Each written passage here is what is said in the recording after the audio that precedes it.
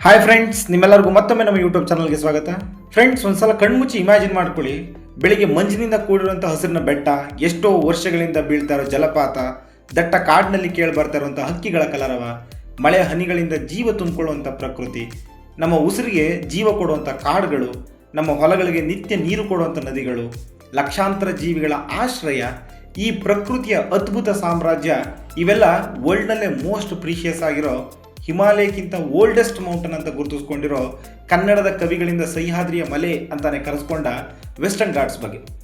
Friends, ಇವತ್ತು ಇಂಡಿಯಾದ GDPಗೆ ಹೆಚ್ಚು ಕ್ರೆಡಿಟ್ ಕೊಡ್ತಾ ಇರೋ ಸೌತ್ ಸ್ಟೇಟ್ಸ್ಗಳ ಈ ಸಂಪತ್ತಿಗೆ ಈ ಪರ್ವತ ಶ್ರೇಣಿ ರೀಜನ್ ಅಂತ ಅಂದರೆ ನಂಬಲೇಬೇಕು. ಇವತ್ತಿನ ವಿಡಿಯೋದಲ್ಲಿ ನಾವು ವೆಸ್ಟರ್ನ್ ಘಾಟ್ಸ್ಗಳ ಹುಟ್ಟು, ಅದರ ಸ್ಪೆಷಲ್, ಅಲ್ಲಿ ಇರುವಂಥ ಎಂಡಮಿಕ್ ಆರ್ಗ್ಯಾನಿಸಮ್ಸ್, ಹಾಗೂ ಕರ್ನಾಟಕದೊಂದಿಗೆ ಅದರ ಸಂಬಂಧ, ಅದು ಎದುರಿಸ್ತಾ ಇರುವಂಥ ಅಪಾಯ, ಹಾಗೂ ಅದನ್ನು ನಾವು ಹೇಗೆ ಉಳಿಸ್ಕೋಬಹುದು, ಅದರ ಬಗ್ಗೆ ನಿಮಗೆ ತಿಳಿದೇ ಇರುವಂಥ ಇಂಟ್ರೆಸ್ಟಿಂಗ್ ವಿಷಯಗಳನ್ನು ಈ ವಿಡಿಯೋದಲ್ಲಿ ನೀಡ್ತೀನಿ. ವಿಡಿಯೋನ ಸ್ಕಿಪ್ ಮಾಡದೆ ಕೊನೆವರೆಗೆ ನೋಡಿ. ನೀವಿನ್ನೂ ನಮ್ಮ ಯೂಟ್ಯೂಬ್ ಚಾನಲ್ಗೆ ಸಬ್ಸ್ಕ್ರೈಬ್ ಆಗಿಲ್ಲ ಅಂತಂದರೆ ಸಬ್ಸ್ಕ್ರೈಬ್ ಆಗಿ, ಬೆಲ್ ಬಟನ್ ಮೇಲೆ ಕ್ಲಿಕ್ ಮಾಡೋದನ್ನು ಮರಿಬೇಡಿ. ಈ ರೀತಿಯ ನೇಚರ್ ಫ್ಯಾಕ್ಟ್ಸ್ಗೆ ನಮ್ಮನ್ನು ಫಾಲೋ ಅಪ್ ಮಾಡಿ. ವೆಸ್ಟರ್ನ್ ಘಾಟ್ಸ್ ಇದು ಭಾರತದ ಸೌತ್ ವೆಸ್ಟ್ ರೀಜನ್ನಲ್ಲಿ ಸುಮಾರು 1600 ಕಿಲೋಮೀಟರ್ ಉದ್ದಕ್ಕೂ ಹರಡಿಕೊಂಡಿರುವಂಥ ಪರ್ವತ ಶ್ರೇಣಿ. ಇದು ಗುಜರಾತ್, ಮಹಾರಾಷ್ಟ್ರ, ಕರ್ನಾಟಕ, ಕೇರಳ, ತಮಿಳುನಾಡು ಸ್ಟೇಟ್ಸ್ಗಳಲ್ಲಿ ಹರಡಿಕೊಂಡಿರುವಂಥ ಮಲೆ. ಇದರ ವಿಸ್ತೀರ್ಣನೇ 1,60,000 ಸ್ಕ್ವೇರ್ ಕಿಲೋಮೀಟರ್.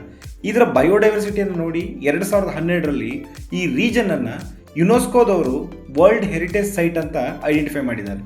ಇದರಲ್ಲಿ ಇರುವಂತಹ ಲೈಫ್ ಫಾರ್ಮ್ಸ್ ಇಡೀ ವರ್ಲ್ಡ್ನಲ್ಲೇ ಪ್ರೀಶಿಯಸ್, ವ್ಯಾಲ್ಯೂಯಬಲ್, ರಿಚ್ ಡೈವರ್ಸಿಟಿಯಿಂದ ಕೂಡಿರುವಂಥದ್ದು. ಈ ಪಶ್ಚಿಮ ಘಟ್ಟಗಳ ಹುಟ್ಟು ಹೇಗಾಯಿತು? ಈ ವೆಸ್ಟರ್ನ್ ಘಾಟ್ಸ್ಗಳು ಅರ್ತ್ನ ಟೆಕ್ಟೋನಿಕ್ ಪ್ಲೇಟ್ಸ್ಗಳ ಮೂವ್ ಆಗೋದಕ್ಕೆ ಶುರುವಾದಾಗ ಆಫ್ರಿಕನ್ ಕಾಂಟಿನೆಂಟ್ನಿಂದ ಬೇರ್ಪಟ್ಟ ಟೈಮ್ನಲ್ಲಿ ಸುಮಾರು 150 ಮಿಲಿಯನ್ ವರ್ಷಗಳ ಹಿಂದೆ, ಅಂದರೆ ಗೊಂಡ್ವಾನ ಖಂಡ ಒಡೆಯುವ ಸಂದರ್ಭದಲ್ಲಿ ಅರ್ತ್ನ ಮೂಮೆಂಟ್ನಿಂದ ಮತ್ತೆ ಏಷ್ಯನ್ ಕಾಂಟಿನೆಂಟ್ಗೆ ಸೇರಿದಾಗ ಇವು ಡೆವಲಪ್ ಆಗಿರೋದು. ಇವು ಹಿಮಾಲಯಕ್ಕಿಂತ ಅತ್ಯಂತ ಓಲ್ಡೆಸ್ಟ್ ಮೌಂಟೇನ್ ರೀಜನ್ಗಳು ಅಂತ ಗುರುತಿಸ್ಕೊಂಡಿದೆ. ಇಲ್ಲಿ ಲಕ್ಷಾಂತರ ವರ್ಷಗಳಿಂದ ಬೀಳ್ತಾ ಇರೋ ಮಳೆಯಿಂದ, ಗಾಳಿಯಿಂದ ಮತ್ತು ಭೂಗರ್ಭದಲ್ಲಿ ಆಗ್ತಾ ಇರುವಂಥ ಚೇಂಜಸ್ನಿಂದ ಈ ಸುಂದರ ರೂಪವನ್ನು ಪಡ್ಕೊಂಡಿರುವಂಥದ್ದು. ಇನ್ನು ಕರ್ನಾಟಕದ ವಿಷಯ ಅಂತ ಬಂದರೆ ಈ ವೆಸ್ಟರ್ನ್ ಘಾಟ್ಸ್ಗಳು ಬಹಳ ಇಂಪಾರ್ಟೆಂಟ್. ಯಾಕೆಂದರೆ ಇದು ಕರ್ನಾಟಕದ ಕೊಡಗು, ಚಿಕ್ಕಮಗಳೂರು, ಶಿವಮೊಗ್ಗ, ಉತ್ತರ ಕನ್ನಡ, ಹಾಸನ, ಉಡುಪಿ ಮತ್ತು ದಕ್ಷಿಣ ಕನ್ನಡ ಡಿಸ್ಟಿಕ್ಗಳಲ್ಲಿ ಬಹುಪಾಲು ಈ ವೆಸ್ಟರ್ನ್ ಘಾಟ್ಸ್ಗಳು ಹರಡಿರೋದು. ಇಲ್ಲಿಯ ಮುಂಗಾರು ಮಳೆಗೆ ಈ ಶ್ರೇಣಿಗಳೇ ಕಾರಣ. ದೂರದಿಂದ ಬರುವಂಥ ಮಳೆ ಮಾರುತಗಳನ್ನು ತಡೆದು ಇಲ್ಲಿ ಮಳೆ ಬೀಳೋ ರೀತಿ ಮಾಡ್ತವೆ. ಇಲ್ಲಿ ಪ್ರಮುಖವಾಗಿ ಕಾವೇರಿ, ತುಂಗಭದ್ರಾ, ಶರಾವತಿ, ನೇತ್ರಾವತಿ, ಕೃಷ್ಣ, ಪೆರಿಯಾರ್, ಕಾಳಿಯಂತಹ ಪ್ರಮುಖ ಪೆನಿನ್ಸುಲಾರ್ ನದಿಗಳು ಹುಟ್ಟೋದು. ಅಂದರೆ ಮಳೆಗಾಲದಲ್ಲಿ ಮಾತ್ರ ತುಂಬಿ ಹರಿಯುವಂಥ ನದಿಗಳು. ಇವು ತಮ್ಮ ವೈಭವವನ್ನು ಮಳೆಗಾಲದಲ್ಲಿ ಜೋಗ ಜಲಪಾತ, ಅಬ್ಬೆ ಜಲಪಾತ, ಇರ್ಪು, ಹೆಬ್ಬೆ ಜಲಪಾತಗಳಂತಹ ಅನೇಕ ಕಡೆ ಧುಮುಕಿ ಜನರನ್ನು ಆಕರ್ಷಿಸುತ್ತವೆ. ಇಲ್ಲಿ ಬೆಳೆಯುವಂಥ ಏಲಕ್ಕಿ, ಕಾಫಿ, ಮೆಣಸು, ವೆನಿಲಾ, ಕಿತ್ತಲೆ ಇಡೀ ವರ್ಲ್ಡ್ನಲ್ಲೇ ಫೇಮಸ್. ಈ ನದಿಗಳು ಕೋಟ್ಯಾಂತರ ಜನರಿಗೆ ಕುಡಿಯೋ ನೀರನ್ನು ಮತ್ತು ಅಗ್ರಿಕಲ್ಚರ್ಗೆ ಬಹಳ ಕಾಂಟ್ರಿಬ್ಯೂಷನನ್ನು ಕೊಡ್ತದೆ. ಇದನ್ನು ಜೀವ ವೈವಿಧ್ಯತೆಯ ಸ್ವರ್ಗ ಅಂತಲೇ ಕರೀತಾರೆ. ಯಾಕೆಂದರೆ ವೆಸ್ಟರ್ನ್ ಘಾಟ್ಸ್ಗಳನ್ನು ವರ್ಲ್ಡ್ನಲ್ಲಿ ಇರುವಂತಹ ಅನೇಕ ಬಯೋಡೈವರ್ಸಿಟಿ ಹಾಟ್ಸ್ಪಾಟ್ಸ್ಗಳಲ್ಲಿ ಒಂದು ಅಂತ ಗುರುತಿಸಿದ್ದಾರೆ. ಇಲ್ಲಿ ವೆರಿ ಪಿಕ್ಯುಲಿಯರ್ ಅನಿಮಲ್ಸ್, ಪ್ಲಾಂಟ್ಸ್, ಹಾಗೆ ಸಾವಿರಾರು ಎಂಡಮಿಕ್ ಸ್ಪೀಷೀಸ್ಗಳು, ಅಂದರೆ ಆ ಸ್ಥಳಕ್ಕೆ ಮಾತ್ರ ಸೀಮಿತವಾಗಿರುವಂತಹ ವೈವಿಧ್ಯಮಯ ಜೀವಿಗಳು ಇಲ್ಲಿ ಸಿಗ್ತವೆ. ಅವು ವರ್ಲ್ಡ್ನಲ್ಲಿ ಬೇರೆ ಎಲ್ಲೂ ಕಂಡು ಬರೋದಿಲ್ಲ. ಎಕ್ಸಾಂಪಲ್, ಇಂಡಿಯನ್ ಎಲಿಫೆಂಟ್, ಚಿರತೆ, ಹುಲಿ, ಗೌರ್, ಸಿಂಹಬಾಲದ ಮಂಗ, ನೀಲಗಿರಿ ತಹರ್, ಮಲಬಾರ್ ಅಳಿಲು, ಕಿಂಗ್ ಕೋಬ್ರಾ. ಇನ್ನು ಬರ್ಡ್ಸ್ ಅಂತ ಬಂದರೆ Malabar horn bill, Nilgiri fly catcher, great Indian horn bill, different kinds of vowels, peacocks.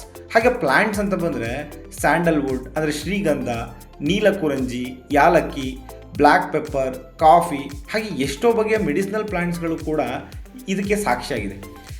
Friends, ನೀಲಕುರಂಜಿಯ life cycle ಬಗ್ಗೆ ಕೂಡ ಒಂದು ಚಿಕ್ಕ ವಿಡಿಯೋನ ಮಾಡಿದ್ದೀನಿ. ಅದನ್ನು ಕೂಡ ನಮ್ಮ ಡಿಸ್ಕ್ರಿಪ್ಷನ್ ಬಾಕ್ಸ್ನಲ್ಲಿ ಹಾಕಿರ್ತೀವಿ, ಹೋಗಿ ನೋಡಿ.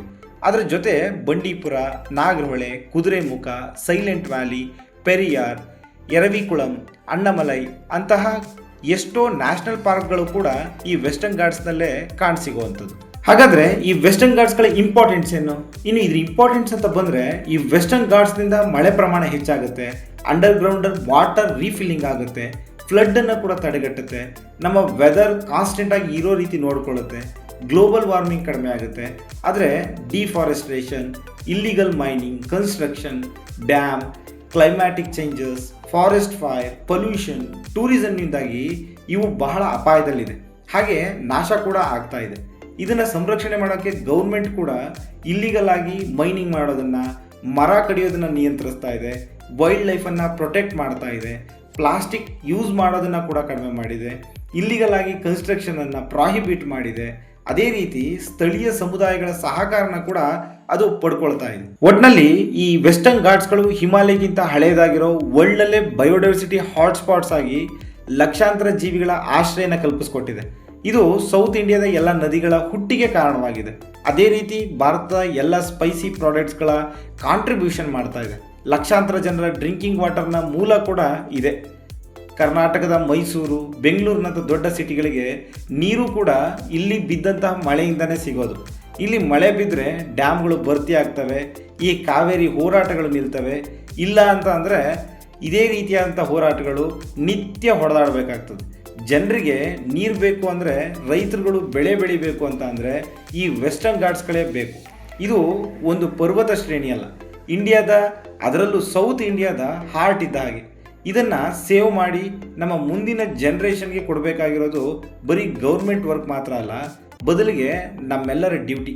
ಈ ಪ್ರಕೃತಿಯನ್ನು ಉಳಿಸಿದರೆ ಮಾತ್ರ ನಮ್ಮ ಫ್ಯೂಚರ್ ಸೆಕ್ಯೂರ್ ಆಗಿರೋದು. ಇದಾಗಿತ್ತು ವೀಕ್ಷಕರೇ ಇವತ್ತಿನ ವಿಡಿಯೋ. ಇದು ನಿಮಗೆ ಇಷ್ಟವಾಗಿದ್ದರೆ ಲೈಕ್ ಮಾಡಿ, ಕಮೆಂಟ್ ಮಾಡಿ, ನಮ್ಮ ಯೂಟ್ಯೂಬ್ ಚಾನಲ್ 77 ಕಾನ್ಪುರರ್ಗೆ ಸಬ್ಸ್ಕ್ರೈಬ್ ಮಾಡಿ, ಬೆಲ್ ಬಟನ್ ಮೇಲೆ ಕ್ಲಿಕ್ ಮಾಡಿ. ಈ ರೀತಿಯ ಇಂಟ್ರೆಸ್ಟಿಂಗ್ ಇನ್ಫಾರ್ಮೇಷನ್ಗೆ ನಮ್ಮನ್ನು ಫಾಲೋ ಅಪ್ ಮಾಡಿ. ಮುಂದಿನ ವಿಡಿಯೋದಲ್ಲಿ ಮತ್ತೆ ಸಿಗೋಣ. ಧನ್ಯವಾದಗಳು.